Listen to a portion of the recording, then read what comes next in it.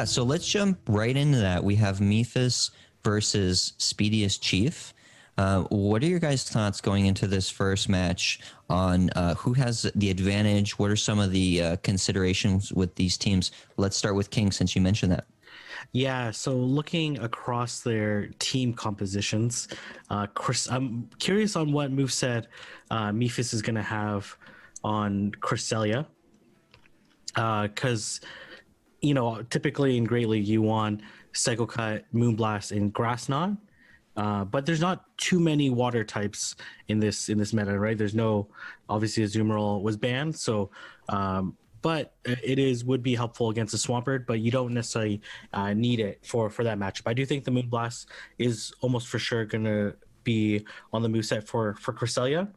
But obviously, if you bring Cresselia, you have to worry about Skarmory and Fortress, the double steel considerations that have very positive matchups versus Cresselia. So there are a couple options, like in theory, Cresselia, Zapdos cover the entire Speediest team, but Zapdos, a little bit squishy, right? A little bit hard to rely on to have reliable matchups against the steel types. Though, what are you liking? Yeah, definitely. I think Cresselia is for sure a very strong pick. Has to watch out for Skarmory and Fortress for sure, and I think he can pair it with Galarian Stunfisk. Looks very very strong as Speediest team. Like only Swampert as a hard counter.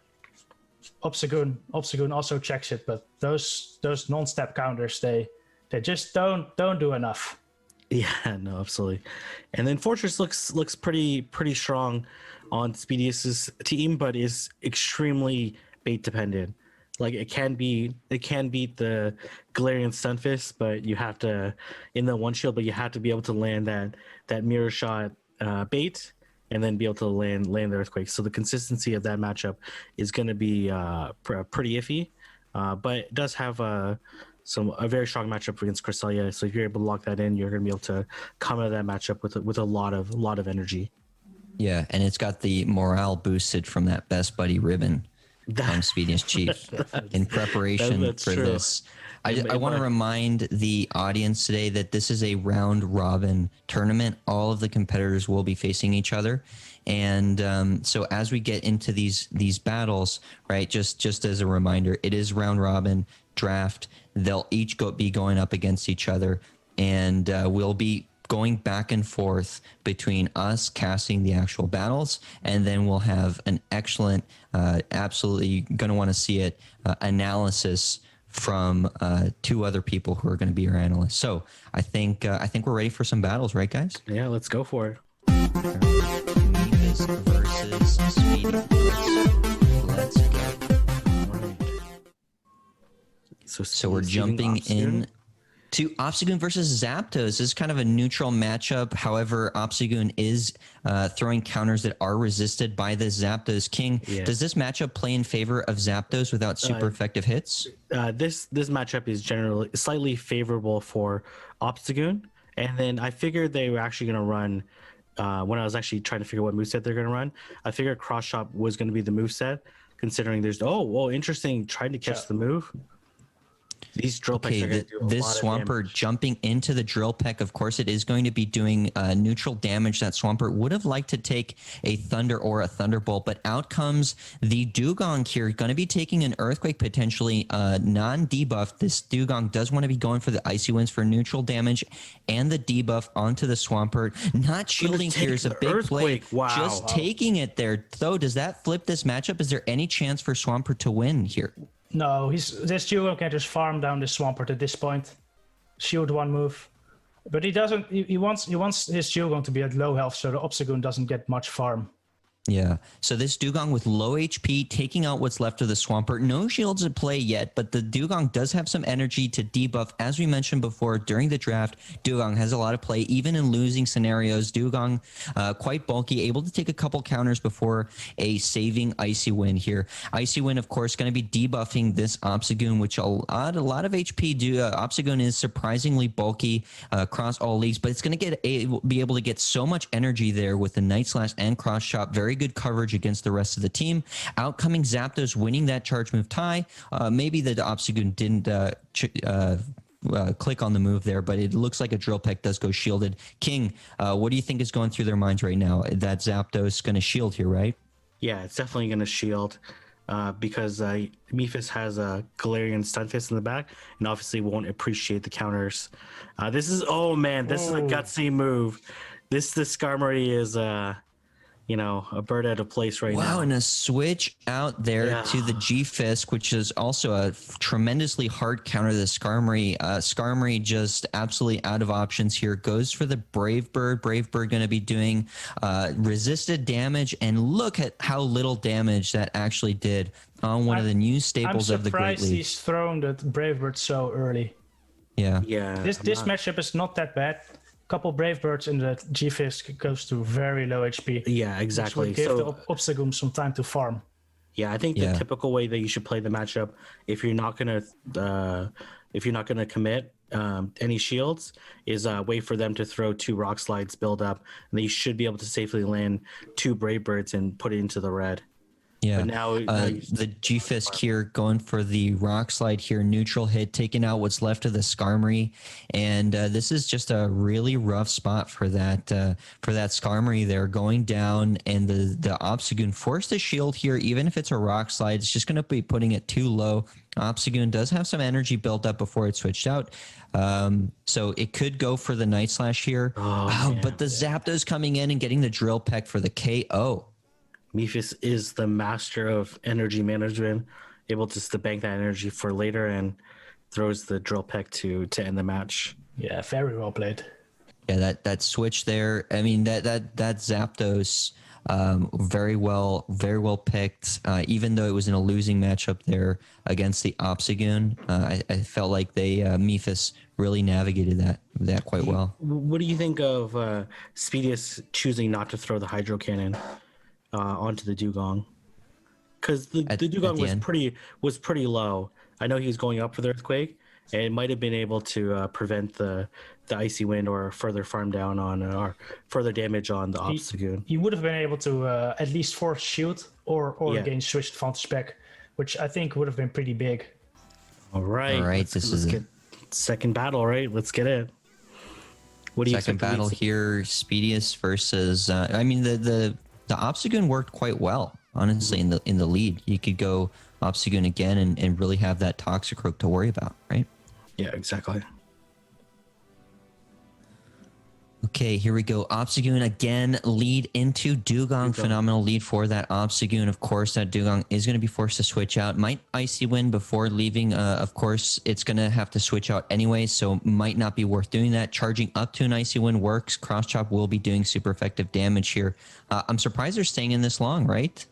He's probably going to build up the Icy Wind and then switch. Or might just sack the Dugong because might have Galarian Stunfisk in the back. What are you thinking, though? Do they have two things weak to? He's staying in, so he probably has Galarian Stunfisk in the back. He's just gonna chip down this Obstagoon. This matchup is not that horrible. I think he still survives this cross chop. Might get to the second Icy Wind.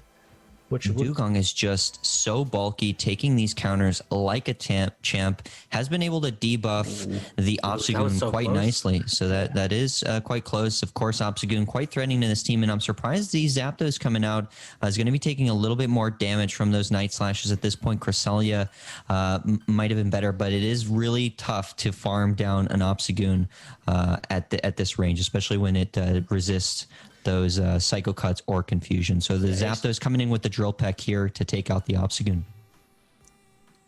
Now what does Speedius, who has a Swampert for the Zapdos? This matchup is actually, goes into Wigglytuff. That makes sense. I like the fast move. I like the fast move pressure on too.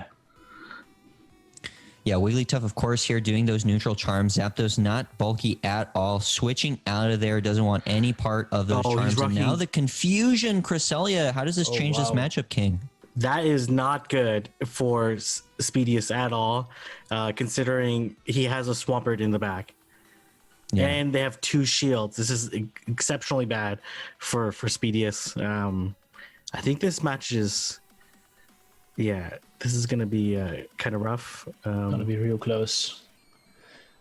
Speedy also still has 2 shields, so he's going to be able to shield both of his grass knots, and he might be able to kill the Cresselia before the 3rd. This Swampert is just racing to the charge move here. Another grass knot going to be coming out, forcing that last shield from Speedy's Chief. Double super effective damage. That's that frail Swampert in the Great League does not want to have any part of it. Charging up to a ton of energy. Hydro Cannon might not even be enough to KO. It's going to be very close on something as bulky as Cresselia. Does this KO? I think he barely doesn't. Oh, it barely doesn't. And then gonna try to outpace with. That's actually gonna be a very close game. Yeah. I think Speedius might actually have this. Speedius has a ton of energy, that energy gain on Swampert. Now it's a race to the charge move here. A Drill Peck will not, maybe it will be enough to KO. Swampert not very glassy, or Swampert is very glassy, and so is Zapdos. This is a stab hit, neutral damage, and it's not enough to KO. Now this Swampert going to be farming up a little bit. Okay, interesting how they threw right away. Hydro Cannon will be taken out. The Zapdos here, are they going to be able to get to another Hydro Cannon to take out the Cresselia, which... Cresselia is mud shots. Yeah, mud shots were enough. One. Very nice play by Speedius, and 2 shielding the Swampert was very nice. Very interesting moveset. Rocking Confusion, Grass Knot, and Moonblast. What do you think of that moveset, given all the other teams? I think it's very interesting. I think versus Speedius team he would have preferred Psycho Cut because of the better matchup versus Obstagoon. But I think he has the Confusion specifically for Ventuski's team, which has a Venusaur. Just gives it a lot more coverage against Venusaur. And I know he was rocking Confusion in the continental drafts as well. I'm looking forward to this 3rd and final game. Who are you favoring, you guys, for this 3rd game? I'm thinking Speedy. His Obstagoon has been putting in work, so I think he definitely has the advantage here. Yeah, I think if he plays out, it does feel like Speedy's a little bit more flexible in their picks, and but it does not discount the fact that if Mephis is able to read another Obstagoon lead, leading a Toxicroak would be quite nice, because in the lead, Toxicroak loses against a lot of the Speedy's team, but once shields are down and stuff and differences of energy, Toxicroak can do okay. Yeah, no, absolutely. Yeah, I think the key of this matchup will be whether or not Speedius can use his Obstagoon effectively. If he can, should be able to line up the rest and clean up this match. Shadow Cold is shouting you out, though. He says, "Tho is a traitor confirmed," because you're favoring Speedy here. I mean, in my heart, I'm favoring Mephis, but objectively, it's Speedy. Yeah. All right, let's get into these battles. See if he leads Obstagoon again, or if he's gonna anticipate. The Alolan Raichu into the Zapdos. This has got to be a hard counter, right, for Alolan Raichu. Coming in here with the counter swap to Cresselia. Alolan Raichu with Confusion actually is okay against Cresselia. It's doing neutral damage. It resists the confusions. It does have to look out for those Grass Knots and Moonblast. So it does end up getting a shield here before switching out to Obstagoon at a shield advantage. I got to imagine this Obstagoon is favored here, especially with Confusion, right, though? Yeah, definitely. With Psycho Cut, Cresselia would have the upper hand, but with Confusion, the Moonblasts just don't come out quickly enough. Oh, it looks like he's going for the bait, which is a very... and Speedy is calling the bait from Mephis. Wow. Yeah, one Moonblast wouldn't kill, so there's actually not that much of a point to shooting. Yeah. I guess. Okay, so he does end up going for the Grass Knot. Obstagoon reading that. Although Obstagoon is one of the MVPs here on the team, really risky not shielding that potential Moonblast. Of course, this Moonblast will KO at this range. Obstagoon just setting up here for being able to spam those Night Slashes or Cross Chops against the next Pokemon. A couple counters, and it takes out a Titan of bulk within the Great League. A Night Slash straight into the Zapdos for neutral damage. I gotta imagine if you're Speedy here, you're in a really great spot, right, King? Yeah. Well, and he got the proc. Wow. Like, Speedy's is 100% in control right now because he has, in theory, Swampert versus Galarian Stunfisk in the back. But let's see. And this is still anyone's game. He doesn't shield. Saving that shield for the Alolan Raichu actually makes a lot of sense here. Such a hard counter in Zapdos before it switches out, and another switch out to Swampert for the G-Fisk. You know, an Earthquake landed here is quite nice. So if that Swampert ends up shielding, maybe there's a chance here. What do you think? Yeah, definitely. The Earthquake does a lot of damage. Oh, this is... Oh, he shields the Rock Slide. Oh, man. I don't think an Earthquake kills, though. So it does not KO, yeah. Swampert is not bulky at all. I mean, we are all kind of used to. He doesn't. He shields it. Oh no, he shields the Earthquake. This is kind of that winning condition, being able to land the Hydro Cannon, and he's going straight for the Hydro Cannon or the Earthquake. Why is he going again. for the Rock Slide bait? Stalling out the clock, I think, hoping to get back into the Zapdos to drill back the Swampert. Wow, what a play here, going on the Rock Slide instead. Both opponents here with some strange plays, running out the clock here instead of going for the Earthquake to take out the Swampert. If he catches the Earthquake onto Zapdos, there's no way. He gets the Earthquake onto the G-Fist. This should KO. Earthquake, such a high damage move on this Glass Cannon, staple of Great League. Oh, just taking out that G-Fist for super effective damage. And the Zapdos coming out, forced to use energy because you ain't going to be taking down a Swampert at this HP just with Thundershock, folks. Drill Peck is going to be taking out this Swampert, and I just don't see a win condition here for Speedy.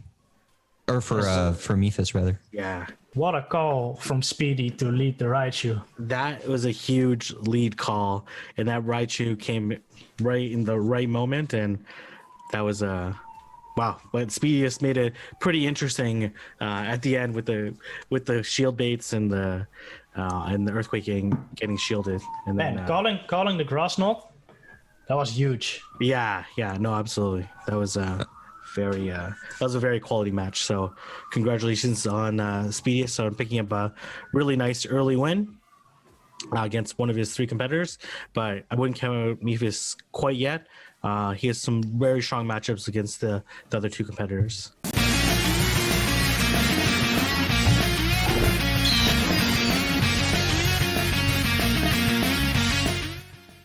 Okay, so I think we can go into these battles. Ventuski did just go Super Saiyan, but Marone is might be going, I don't know, Super Saiyan Blue. I have no idea. We might be I don't know. Well, let's see how the battles go. Night and day. Alolan right? Muck. You guys called it the Alolan Muck into so the Hypno. Yeah. It's so good, that Alolan Muck with energy now. The Snarls are coming in against this Munchlax. Isn't Munchlax a bad matchup against Alolan Muck? No, it's actually a good matchup. Wins the 1s and 2s straight body slam. So wow. Really? This is pretty good. But he's gonna have to swap out. And now with this tiny bit of damage, the Tropius can take back the switch advantage. Okay, Alolan Muck, even though resisting those licks, per recommendation of our casters here, is get out of that matchup after a Dark Pulse. Now Munchlax here in the red from the Air Slash and a Leaf Blade combination. Neutral damage, one of the staples of grass types within the Great League. Tropius is just so bulky, great typing, can take a body slam just fine. A Gunk Shot would have been pretty rough, but most Munchlax are running Bulldoze, as we're seeing from this one here, and that is a good read, being able to tank those body slams instead. Tropius now getting a little bit low here. It's no problem. A body slam won't be able to go through, and we're going to see one of these two come in. They're both decent options, but kind of neutral here, right? I think furthering in the Hypno because he wants to use it on Tropius to avoid the Muck matchup. Yeah. So Leaf Blade coming in here for neutral damage on the Shadow variant. Hypno is still quite bulky. It can tank a Leaf Blade just fine. But of course, the Shadow reduced defense does make it a little bit more threatening, a little bit harder to fully farm this down. I expect no shield here, potentially, just because that Alolan Muck is in the back. Okay, they don't shield. Or they do shield. Yeah. He's rocking Fire Punch and Shadow Ball, which I think is a very interesting combination.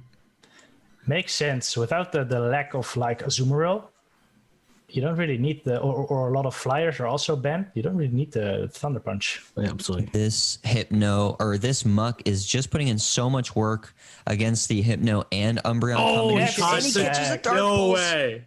Wow. I was like, he's gonna catches a Dark Pulse. I was gonna say there's no Muck. way. I was gonna say there's no way he's gonna be able to catch it. but he was these players with these high-level plays being able to catch that Dark Pulse is absolutely huge. Umbreon, an absolute wall to things, but this match is not over yet. This Mudboy is coming in with a presence. Discharge going to be doing neutral damage onto Umbreon to just add up damage, and unlike other Mudboys, Stunfisk does put in quite a bit of work because it is able to spam that neutral discharge for quite a bit of damage here. Foul play going through onto the Stunfisk here, going to be doing quite a bit of damage, but as you can see, they're both quite bulky, so this is going to take a while, you guys. Yeah, we're going to see a lot of charge moves from these two Pokemon, and the Hypno does have energy stored, but this is going to be kind of a uphill battle for Ventuski to overcome, especially down a shield and then having the type disadvantage in the back. Yeah, this Mudboy putting in work, taking out the Umbreon, and it's still just a really bad matchup for Hypno to be in, forcing it to go for a Fire Punch, which is able to get it right on the charge move tie there. Of course, Fire Punch going to be doing neutral damage, not enough to take out Stunfisk, so he does commit a shield just because he has so much energy. He doesn't want to get farmed down by confusions potentially. Mud Bomb will be enough from this Mud Bomb to KO the Hypno. Umbreon's so low. Yeah, it might get snarled down, to be honest, at this range, or even Thundershock down. Yeah. Not shielding here. Thundershock down the Umbreon is a possibility. Is it Mudshot? Yeah, Mudshot. Let's see. We got some time to see it because this is going to still take a little while. They end up shielding the Stunfisk, and it is the Mudshot variant going for the Mud Bomb here.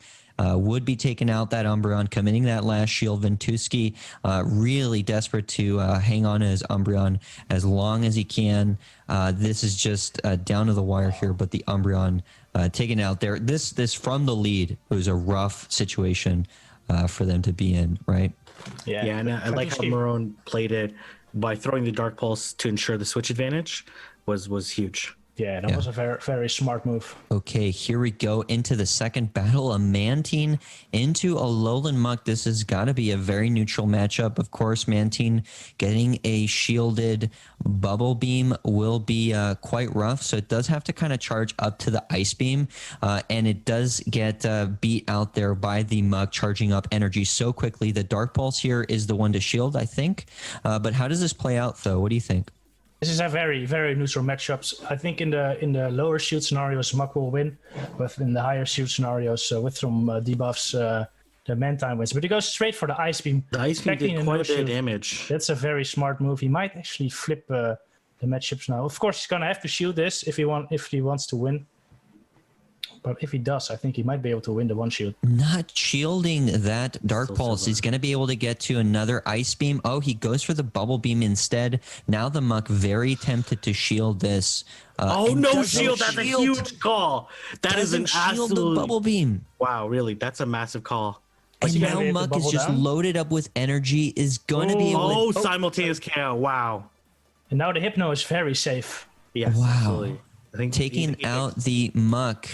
of course, these are both just neutral against each other, so there's still quite a lot of play here, you guys. The Stunfisk into the Hypno. Neither have a super effective move against each other, but the Hypno does put quite a lot of pressure with those charge moves. Going straight for the discharge here, that is a bit safe, just because they're unlikely to shield the first one.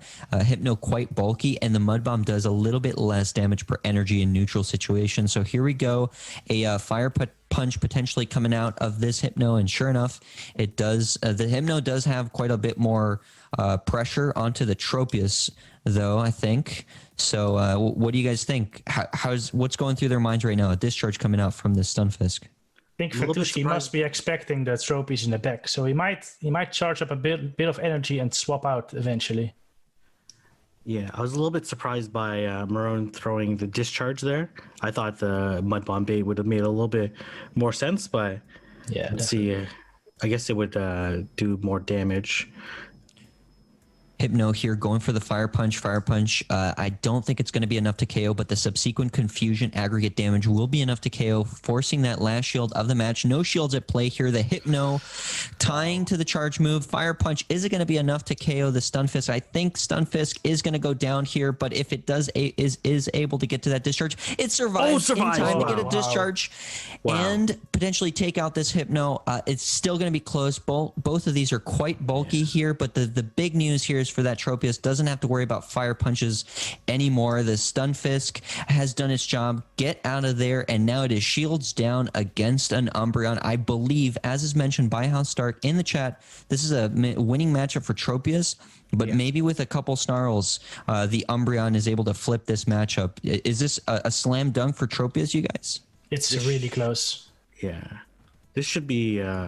Tropius should have this matchup, but let's see whether or not they got any energy, or... Because Marone did have to switch out of the matchup. Okay, Leaf Blades are coming in from the Tropius, going to be doing neutral damage. No shields at play from this Umbreon. Both of these are quite bulky. They're just going to be going back and forth from each other here. We think that Marone does have the upper hand, but if a Snarl was able to squeak in and get an extra foul play onto the Tropius, that will be enough. And they do end up getting that Air Slash. I don't know if you saw that, you guys.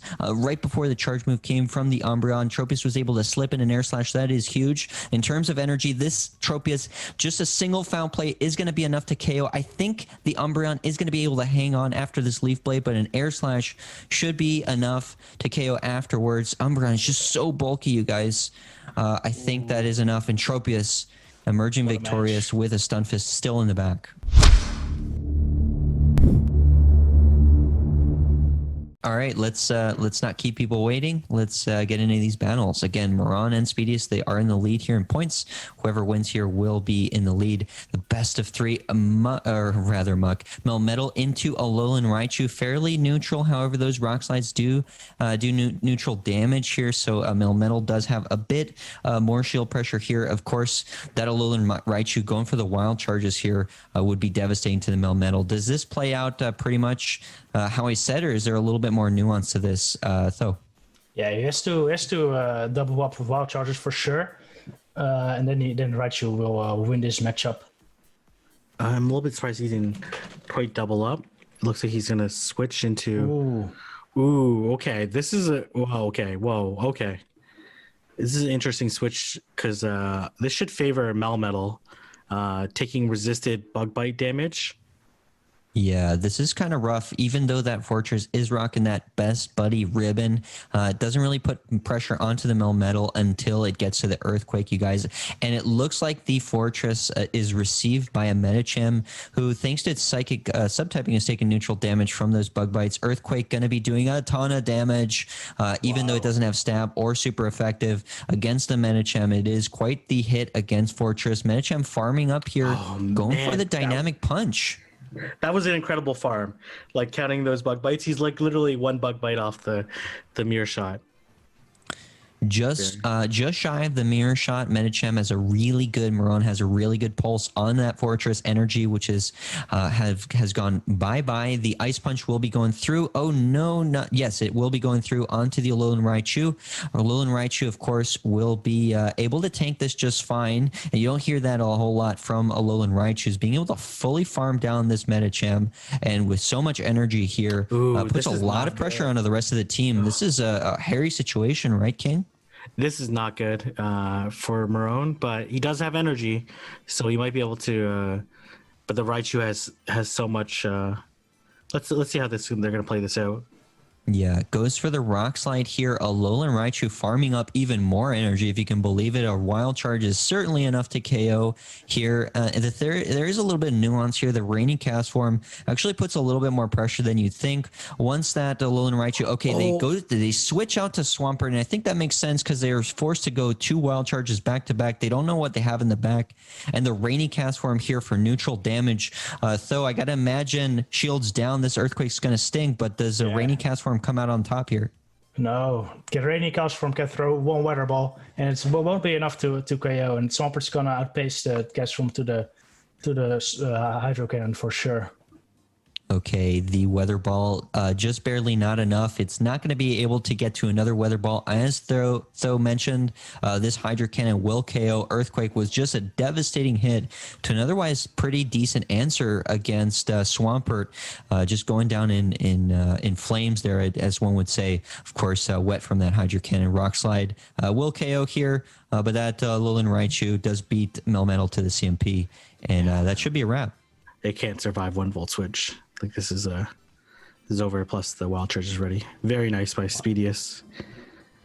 Do you think a wild charge KOs here? I'm just kidding. Barely. Don't think he can bring Melmetal into the next game. Yeah, it's just dead. Yeah, choosing to bring Medicham to pair with 2 anti-Skarmory counters is a very interesting strategy, but I do think Tropius would have been a better pick there. Yeah, or maybe leading at Melmetal into the Raichu was tough. Yeah, we're gonna go straight into the second battle, and then we'll have analysts break through all of that, all of the plays there, and then set up for the next match. So let's go into the second battle here. Again, Marone versus Speedy. Speedy did pull out a pretty convincing win there with the Alone Raichu play, and we do have Wigglytuff. Haven't seen this matchup since Jungle, right? No, wait, Jungle Tropius was banned, but Wigglytuff does have an okay matchup against Tropius, right? Yeah, Tropius should be able to win out this matchup against Wigglytuff, but it does have to be careful of the Ice Beam. Obviously, it would basically take out Tropius in one shot. Speedy here going for the shield on their Wigglytuff. I would have thought you kind of want to preserve shields and then force that Tropius to shield here, but they are preserving the Wigglytuff's HP. Double shield. Double shielding here. Of course, Ice Beam is enough to KO, fully putting that pressure on Tropius. They might just let it go and take that 2 shield advantage, right? Nope. He wants the damage onto Wigglytuff. But this one leaf blade's not going to be enough to KO. 2 shields. I think the win does go for the Charmer. Of course, Marone putting in work onto Wigglytuff here. Speedy's Chief is not going to be able to get too many charms out, and I don't think they're going to be able to get to a nice punch, or certainly not a play rough against whatever comes here in the back. I'd expect the Rainy Cast from here, right, though? Yeah, farm down with a Rainy Cast form, and it will have a lot of play against the rest of Speedy's team. Yeah, add a shield advantage. Rainy Cast form is just an absolute beast here. You'd think that Alolan Raichu is a hard counter, but the Water Gun and Weather Ball aggregate damage is neutral here, and the Alolan Raichu is quite glassy, of course, taking out a lot of the Raichu's HP, and then out comes Stunfisk, greeted by the Swampert. Jeez. Yeah, this is not good for Marone, even up a shield. This is going to be a very tricky situation for him to try to navigate out of. Yeah. This Swampert, of course, can go straight Hydro Cannon here, charging up a ton of energy, knowing that it can tank those Mud Bombs quite nicely. So Speedy is not wanting to give up any advantages. So long as they can have energy on that Swampert, they can deposit it onto their opponent here. Of course, Hydro Cannon should not be... would it be enough to even KO at this range? It will do a lot, but it won't be enough. He needs Earthquake right here. Yeah. Think. Hydro Cannon going to be hitting for super effective onto the Stunfisk here. Stunfisk, of course, very bulky, able to tank that Hydro Cannon enough, and it doesn't get to the Mud Bomb in time. That is a KO for the Stunfisk here.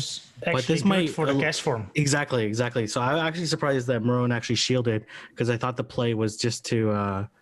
But they switched. But the Raichu had a. Oh, why are? Whoa, okay. Okay. Oh, maybe because he thought they saw a shield? Yeah, maybe. Sure I don't know. It was very, very confusing there. Of course, Wild Church does KO, giving us a little bit of a mini heart attack there. I thought the Alolan Raichu was going to go down to water guns. Wow. Making it exciting. All right. So that is a convincing win for Speedy's Chief.